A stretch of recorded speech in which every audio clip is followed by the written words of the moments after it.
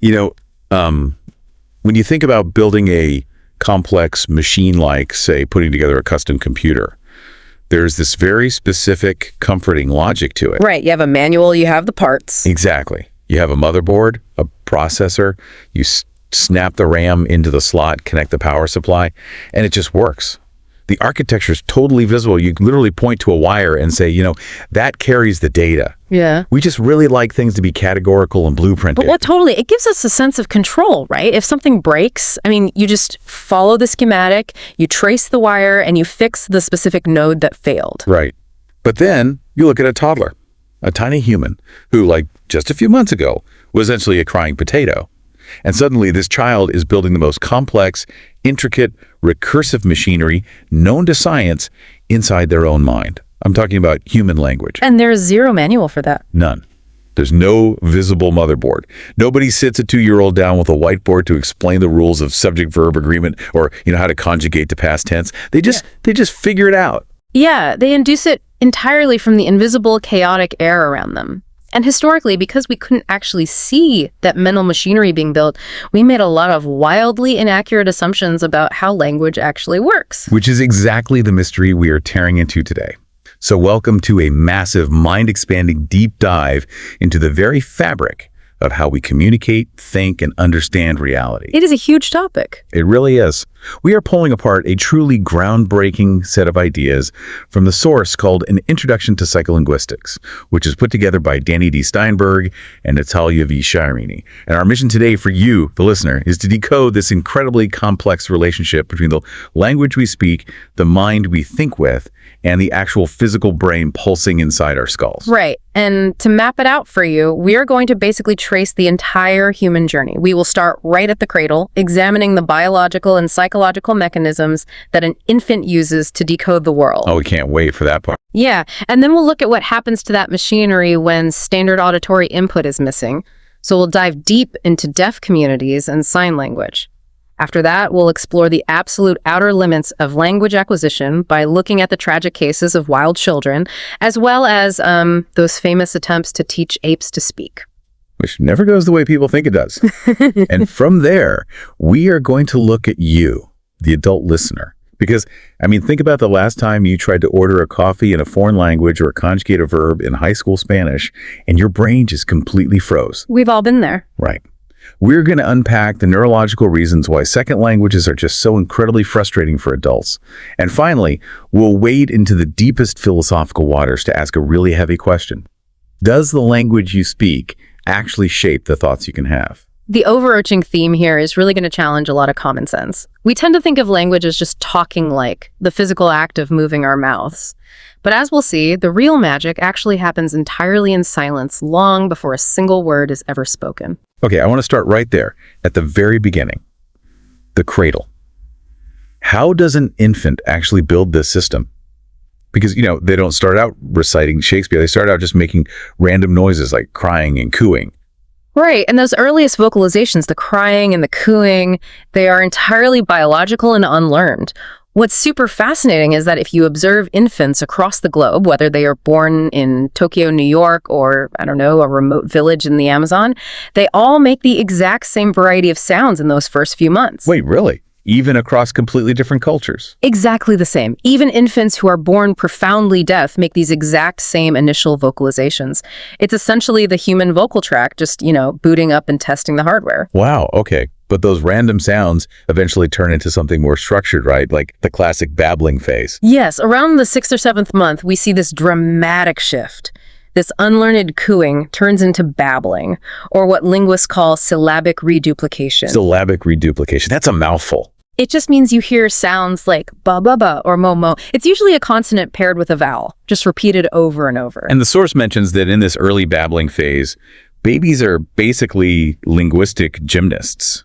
Like, they aren't just practicing the sounds of their parents' language. They're actually producing sounds from languages they have never even heard. It's incredible. An infant's vocal tract is completely unspecialized at this point, which means it can produce a vast array of possible human speech sounds.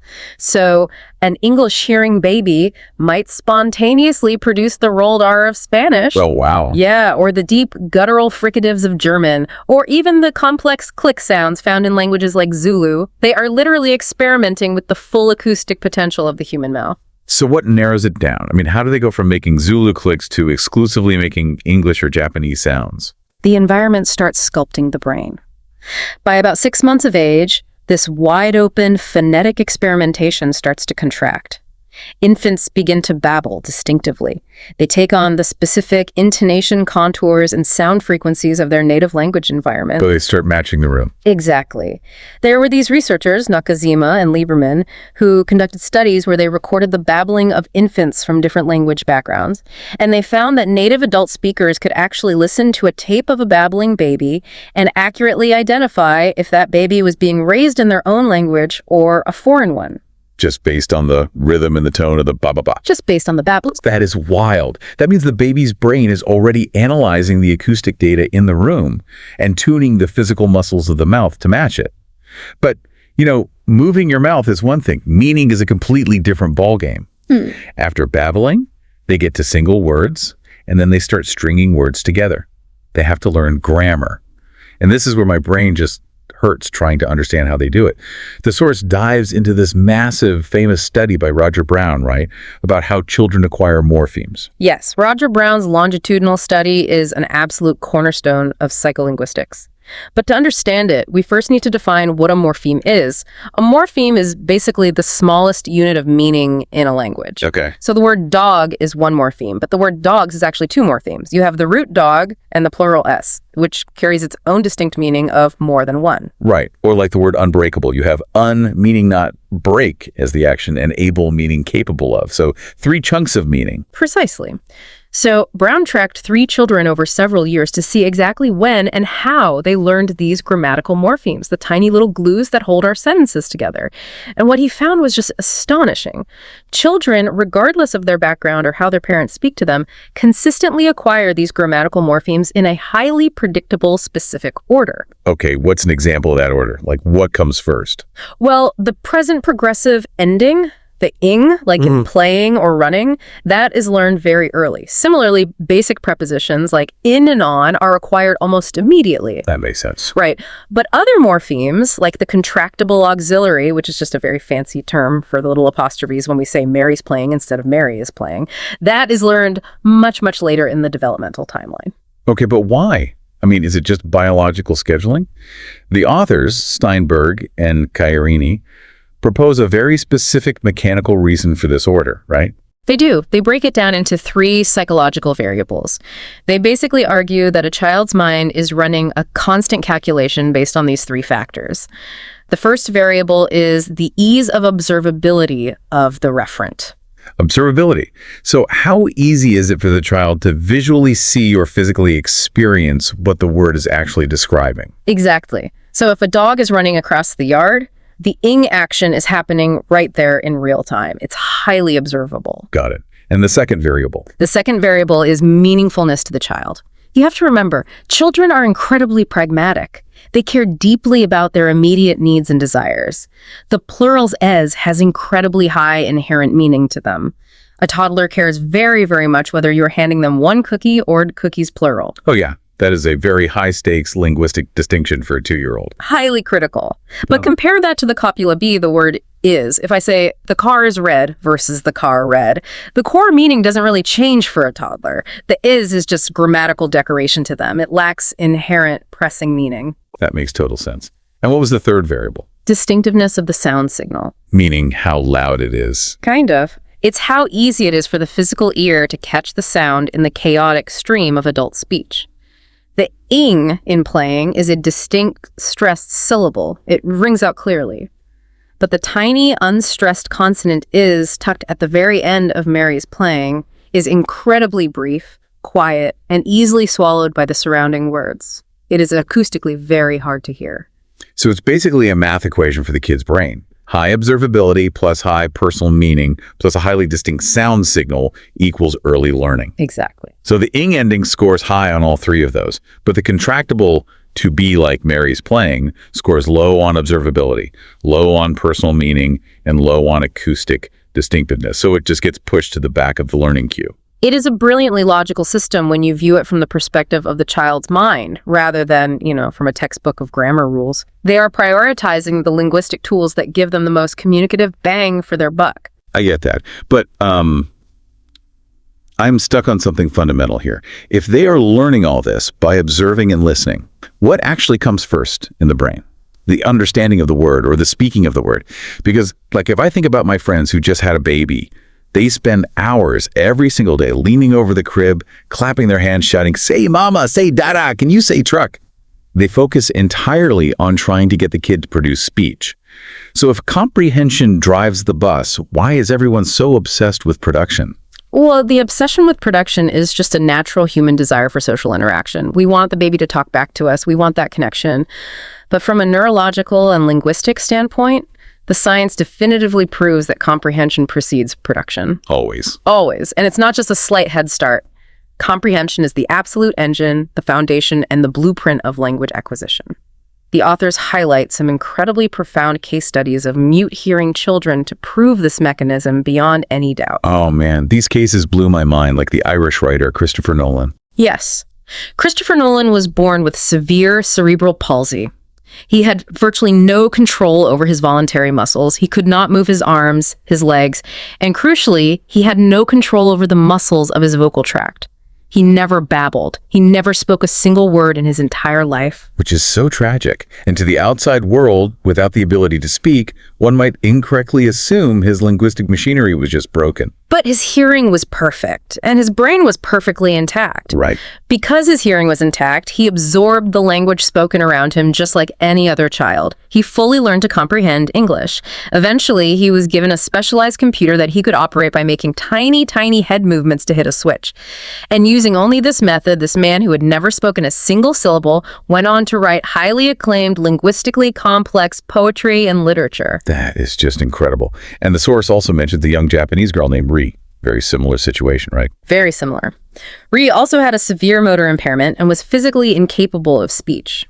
But researchers tested her comprehension at age 3.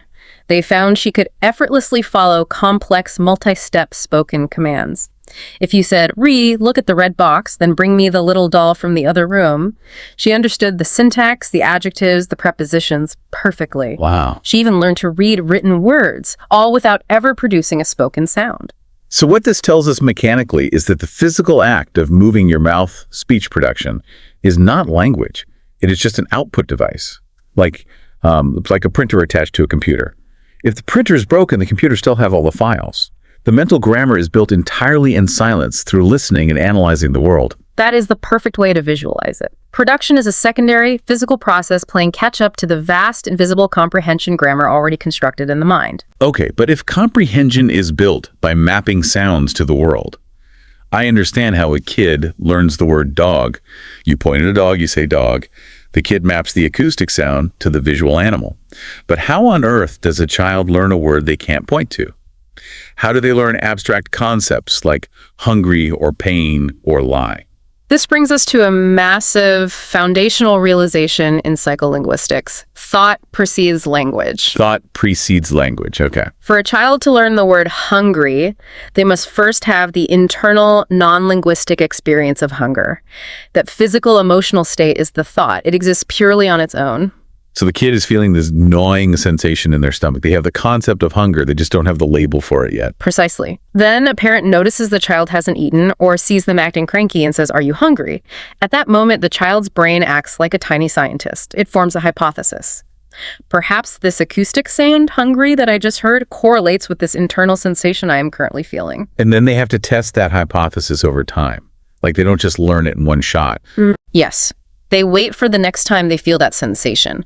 And if they hear the word hungry again, the correlation strengthens. This is even more complex for a word like lie. Oh yeah, you cannot point to a lie. Exactly. To learn the word lie, a child must first have the cognitive ability to remember a past event accurately. then recognize that the words someone else just spoke do not match that memory, then conceptualize the abstract idea of intentional deception, and then map the acoustic sound lie onto that massive, complex web of mental realizations. That is staggering. The thought, the memory, the recognition of discrepancy has to exist beautifully and entirely independently before the acoustic word ever arrives to put a label on it. Yeah. Language isn't creating the thought. Language is just a tool we use to dress up our pre-existing thoughts so we can hand them to someone else. Which is a profound shift in how we view human intelligence, and it leads us directly into a fascinating territory. If comprehension is the true engine of language, and thought exists independently before speech, what happens to the human brain when acoustic input, the sound of words, is completely removed from the equation?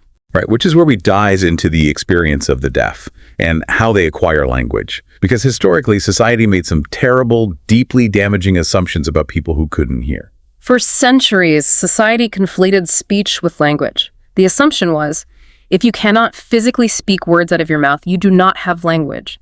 And tragically, by extension, people assumed that without speech, you lacked intelligence or rational thought. The term deaf and dumb wasn't just an insult, it was a reflection of a deeply flawed scientific and philosophical belief. But the study of independent sign language has completely shattered that belief, didn't it? The source spends a lot of time on American Sign Language, or ASL. And I think a lot of hearing people assume ASL is basically just playing charades with your hands, like miming the act of drinking to mean water. That is a very common misconception, and it is entirely false. Independent sign languages like ASL are not collections of ad hoc gestures. They are complete, complex, true languages. They possess their own strict syntax, their own rich morphology, and their own grammar, entirely separate from the spoken languages that surround them. Can you give an example of how ASL grammar works structurally compared to English? I mean, how does it handle syntax without sound? Certainly. In English, we use vocal intonation and word order to ask a question, right? We might raise the pitch of our voice at the end of a sentence. In ASL, syntactic information is often conveyed through non-manual markers, like specific facial expressions or the tilt of the head, occurring simultaneously with the manual signs. Oh, wow. Furthermore, ASL can convey complex verbs in a single, fluid motion. Where English might require 4 words, I give to you, ASL can modify the spatial direction of a single sign for give to indicate both the subject and the object simultaneously. It is structurally brilliant and entirely self-contained. But despite ASL being a complete, brilliant language, the history of deaf education is incredibly dark. The authors detail this massive historical war between 2 approaches: total communication, which embraces sign language, and the oral approach. Yes, the oral approach dominated deaf education for decades, and its legacy is largely one of trauma and failure. The philosophy behind the oral approach was integration. It was the belief that for a deaf person to survive in a hearing world, they must communicate exactly like hearing people. Which meant forcing them to speak. Yes. In many deaf schools operating under the oral approach, sign language was strictly forbidden. Children had their hands tied or were physically punished for attempting to sign. That is horrific. It really was.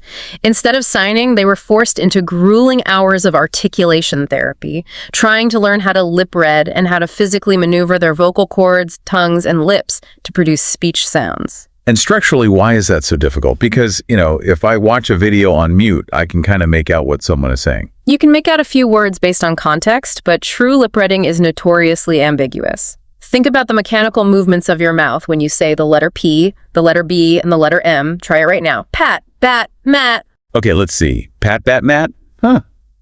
My lips press together exactly the same way for all 3. Exactly. Visually, on the lips, they are indistinguishable. The only difference is what is happening down in your vocal cords, which a deaf person obviously cannot see. So lip reading involves a massive amount of guesswork.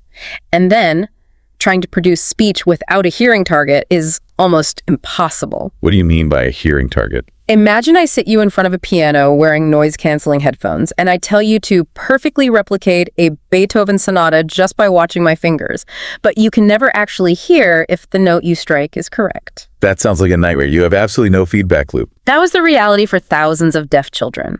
The result was that many spent their entire critical developmental years trying to master the physical gymnastics of speech while their actual cognitive and linguistic development stagnated. They were left with poor reading skills, limited language, and intense frustration.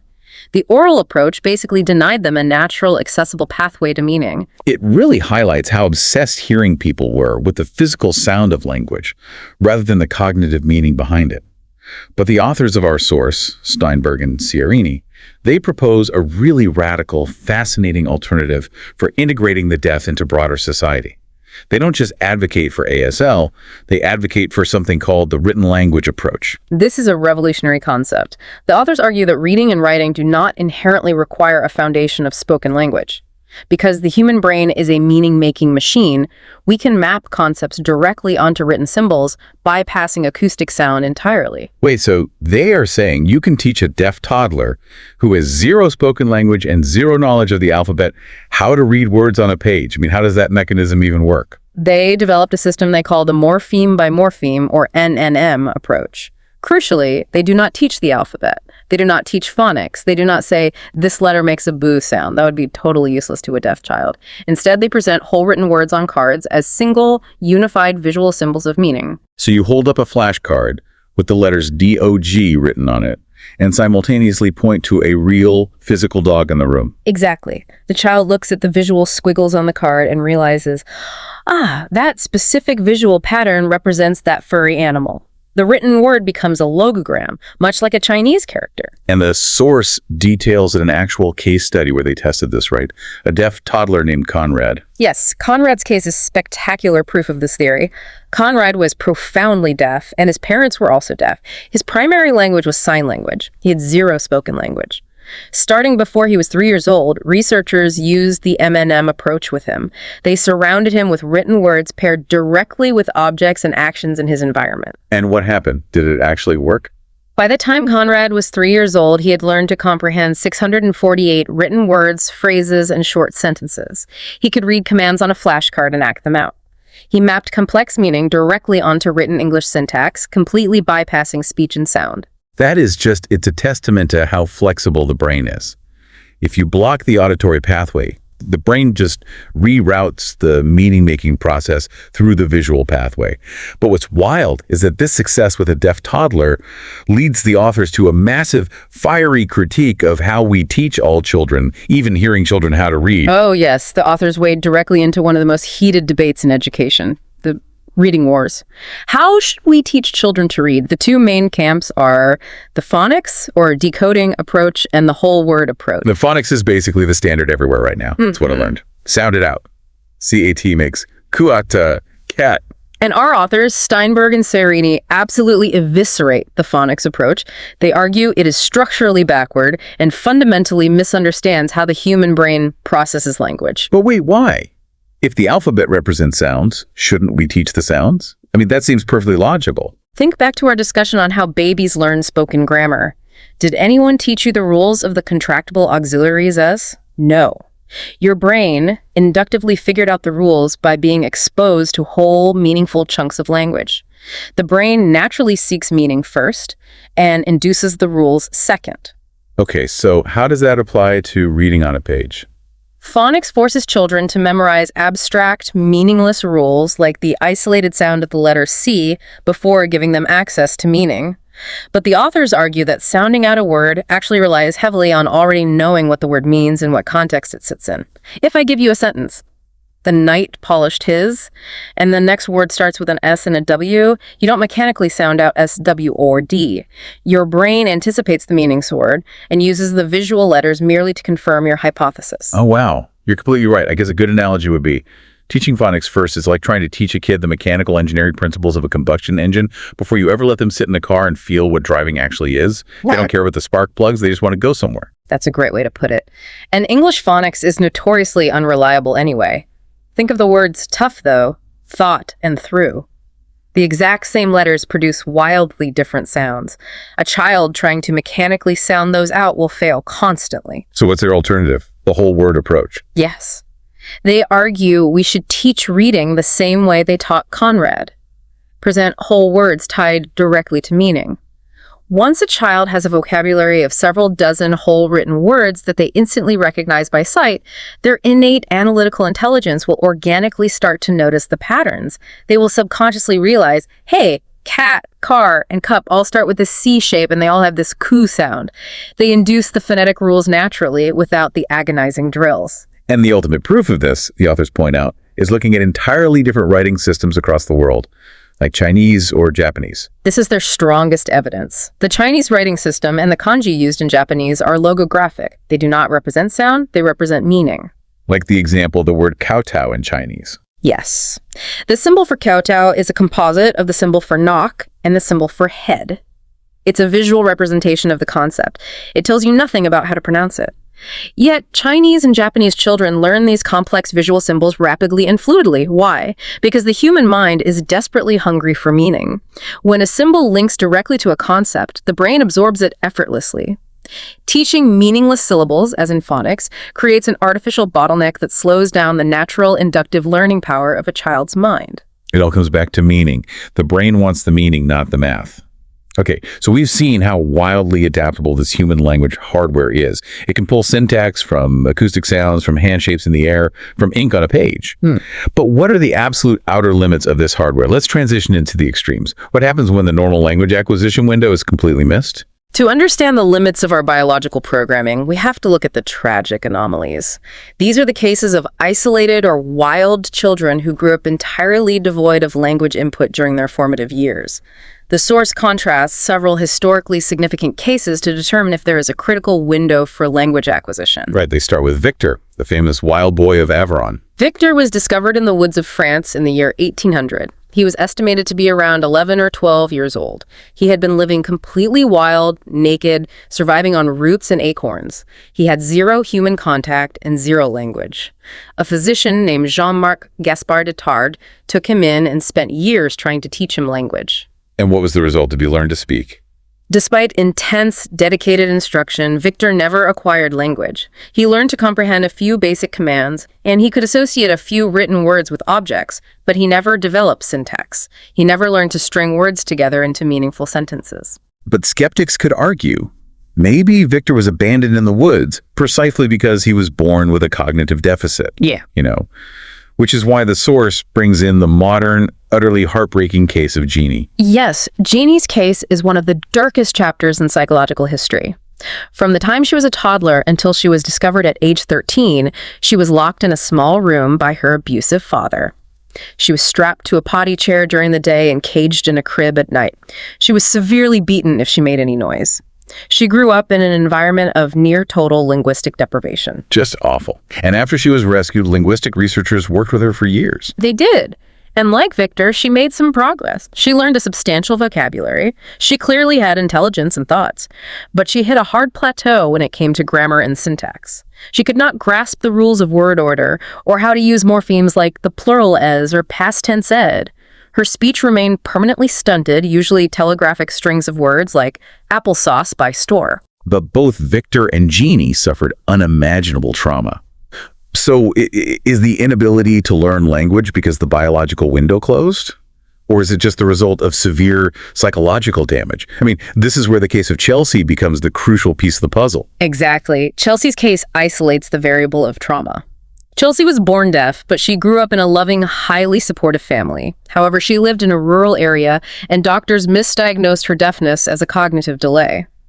It wasn't until she was 32 years old that a neurologist finally realized she was just profoundly deaf and fitted her with hearing aids. So she had a loving childhood, zero abuse, but zero language input for 32 years. And then suddenly she could hear. Exactly. She underwent extensive language therapy, and the results mirrored Victor and Shyini almost exactly. She learned a vocabulary of over 2,000 words. She was socially functional, held a job, and clearly had a rich internal life. But she never acquired syntax. She would utter scrambled sentences like, banana the eat, or breakfast eating girl. She had all the bricks, the words, but her brain fundamentally lacked the mortar, the syntax, to build a sentence. Wow. So what does that fundamentally prove? It proves that the human brain has a critical, biologically determined window for acquiring syntax. If the brain is not exposed to language input during early childhood, that specific grammatical induction module seems to shut down permanently. But how early is early? Because the source contrasts those 3 failures with 2 massive successes, Isabel and Helen Keller. Isabel was another child locked away in isolation with her mute mother, but she was discovered and rescued much earlier at age 6.5. At the time of her rescue, she had no language and functioned cognitively like a toddler, but because she was still within the critical window, her progress was explosive. Within 20 months of intense therapy, she went from 0 words to producing complex, fully grammatical sentences and asking intelligent questions. She completely caught up to her peers. And Helen Keller is the ultimate example. She lost her sight and hearing at 19 months old due to an illness. So she had a tiny bit of exposure as a baby, but then lived in a dark, silent world until Anne Sullivan broke through to her when Helen was 7 years old. And we all know Helen Keller's outcome. She became a prolific author, a political activist, and a master of complex language. The authors synthesize all these cases to conclude that the acquisition of full syntactic language is dependent on 2 factors: the age of exposure and the mitigation of trauma. If a child is exposed before puberty, ideally before age 7, and trauma is not completely debilitating, the biological hardware can still boot up and run the syntax program. Miss that window and it's gone forever. Okay, so human children have this highly specific, time-sensitive hardware for grammar. But what about our closest genetic relatives? I mean, if an ape shares so much of our DNA and they have the intelligence to use tools and complex social structures, why can't they talk? The source goes through a whole history of humans desperately trying to teach animals language. The history is fascinating and sometimes a bit absurd. In the 1950s, researchers raised a chimpanzee named Vicky in their home like a human child.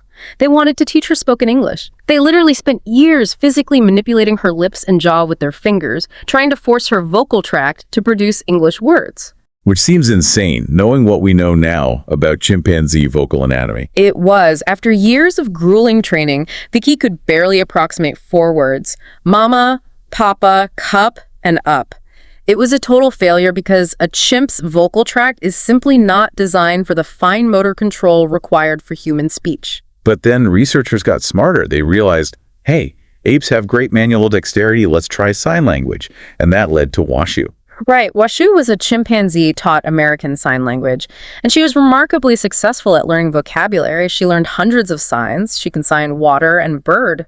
Researchers even noted she combined signs, calling a swan a water bird. And the source also mentions other animals that showed incredible vocabulary capacity, like Rico the dog, who could fetch hundreds of specific toys by name, or Alex the African gray parrot, who could verbally identify colors, shapes, and materials. These animals are undeniably intelligent. They possess complex concepts and can associate a symbol, whether a sound or a gesture, with a meaning.